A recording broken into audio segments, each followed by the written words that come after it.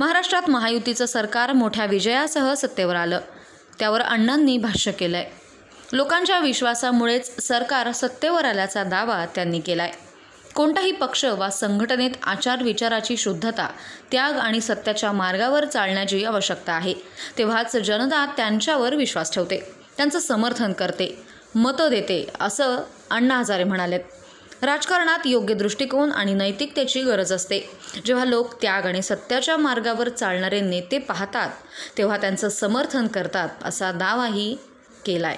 राज्याचे माजी मुख्यमंत्री उद्धव ठाकरे यांच्याविषयी प्रश्न विचारला असता आपण त्यांच्या जवळसुद्धा जात नसल्याची प्रतिक्रिया अण्णांनी दिली. राजकारणाशी आपले काही देणं घेणं नाही, असं ते म्हणाले. मी कोणत्याच पक्षाशी जोडलेलो नाही, पण कुठे चूक दिसत असेल तर आवाज उठवतो, सल्ला देत नाही, असं ते म्हणालेत. पंतप्रधान नरेंद्र मोदी यांचं अण्णा हजारेंनी कौतुक केलं. त्यांनी अनेक चांगले कायदे आणले, भ्रष्टाचारावर अंकुश ठेवला.